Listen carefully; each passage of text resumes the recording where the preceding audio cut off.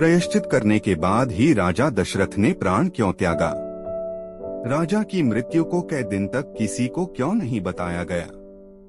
अपने बाणों से श्रवण कुमार की हत्या के वृत्तांत को समाप्त करने के पश्चात राजा दशरथ ने कहा, कौशल्य, मुझसे बड़ी भूल हुई थी जिसकी सजा मुझे मिल चुकी है। मेरा अंतिम समय अब निकट आ चुका है। मुझे अब इन नेत्रों से कुछ भी दिखाई नहीं दे रहा। राम को अब मैं कभी नहीं देख सकूंगा। मेरी समस्त इंद्रियां मुझसे विदा हो रही हैं। मेरी चेतना शून्य हो रही है। हे राम, हे लक्ष्मण, हे पुत्र, हे सीता, हाय कुल घातिनी कैकेयी। कहते कहते राजा दशरथ की वाणी थम गई, श्वास उखड़ गए और उनके प्राण पखेरु उड़ गए। उनके प्राण निकलते ही रानी कौसल्या पछाड़ खाकर भूमि पर गिर पड़ी। सुमित्रा आदि रानियां तथा अन्य स्त्रियां भी सिर पीट पीट कर विलाप करने लगी। समस्त अंतःपुर में करुणाजनक क्रंदन गूंजने लगा।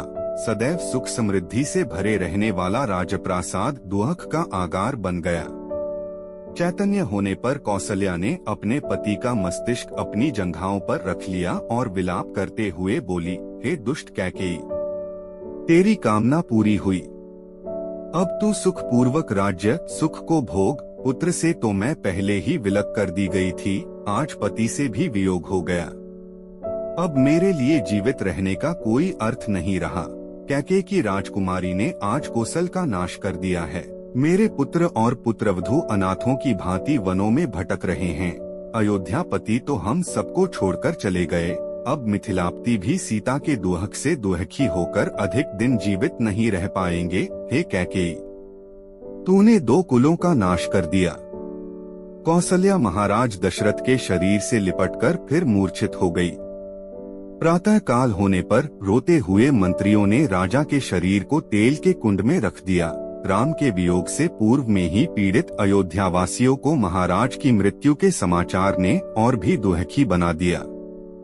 राजा की मृत्यु के समाचार प्राप्त होते ही समस्त व्यथित मंत्री, दरबारी, मार्कंडेय, मौद्गल, वामदेव, कश्यप तथा जाबाली वशिष्ठ के आश्रम में एकत्रित हुए।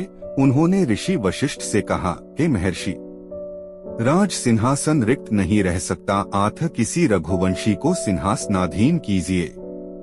शीघ्रातिशीघ्र अयोध्या के सिंहासन को सुरक्षित रखने का प्रबंध कीजिए, अन्यथा किसी शत्रु राजा के मन में अयोध्या पर आक्रमण करने का विचार उठ सकता है। वशिष्ठ जी ने कहा, आप लोगों का कथन सत्य है। स्वर्गीय महाराज के द्वारा भरत को राज्य का उत्तराधिकारी घोषित किया ही जा चुका है। अतः मैं भरत को उनके नाना के यहाँ से बुलाने के लिए अभी ही किसी कुशल दूत को भेजने की व्यवस्था करता हूँ।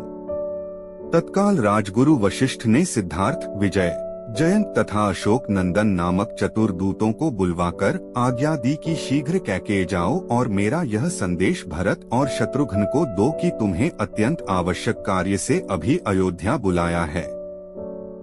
ध्यान रखो कि वहाँ पर राम, लक्ष्मण और सीता को वन भेजने का या महाराज की मृत्यु का वर्णन कदापि मत करना।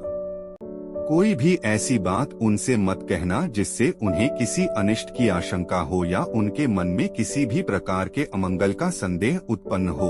राजगुरु वशिष्ठ की आज्ञा पाते ही चारों दूतों ने वायु के समान वेग वाले अश्वों पर सवार होकर कैकेयी देश के लिए प्रस्थान किया। वे मालिनी नदी पार करके हस्तिनापुर होते हुए पहले पांचाल और फिर वहां से शरदंड देश पहुँचे। वहां से वे इक्षुमती नदी को पार करके वाहलीक देश पहुँचे। फिर विपाशा नदी पार करके कैकेयी देश के गिरिव्रज नामक नगर में पहुँच गए। जिस रात्रि ये दूत गिरिव्रज पहुँचे उसी रात्रि को भरत ने एक अशुभ स्वप्न देखा। निद्रा त्यागने पर स्वप्न का स्मरण करके वे अत्यंत व्याकुल हो गए। अपने उस स्वप्न के विषय में एक मित्र को बताते हुए उन्होंने कहा, हे सखा, रात्रि में मैंने एक भयानक स्वप्न देखा है। स्वप्न में पिताजी के सिर के बाल खुले थे। वे पर्वत से गिरते हुए गोबर से लथपथ थे और अंजलि से बार बार तेल पी पी कर हंस रहे थे। मैंने उन्हें तिल और चावल खाते तथा शरीर पर तेल मलते देखा। इसके बाद मैंने देखा कि सारा समुद्र सूख गया है। चंद्रमा टूटकर पृथ्वी पर गिर पड़ा है। पिताजी के प्रिय हाथी के दांत टूट गए हैं। पर्वतमालाएं परस्पर टकराकर चूर चूर हो गई हैं और उससे निकलते हुए धुएं से पृथ्वी और आकाश काले हो गए हैं। मैंने देखा कि राजा गधों के रथ में सवार होकर दक्षिण दिशा की ओर चले गए। ऐसा प्रतीत होता है कि यह स्वप्न किसी अमंगल की पूर्व सूचना है। मेरा मन अत्यंत व्याकुल हो रहा है। भरत ने स्वप्न का वर्णन समाप्त किया ही था कि अयोध्या के चारों दूतों ने वहां प्रवेश कर उन्हें प्रणाम किया और गुरु वशिष्ठ का संदेश दिया। हे राजकुमार, गुरु वशिष्ठ ने अयोध्या की कुशलता का समाचार दिया है तथा आपसे तत्काल अयोध्या चलने का आग्रह किया है। कार्य अत्यावश्यक है, अतः आप तत्काल अयोध्या चलें। उम्मीद करते हैं आपको यह वीडियो अच्छी लगी होगी। धन्यवाद आपका। वीडियो पसंद आई हो तो लाइक और शेयर कर दीजिएगा।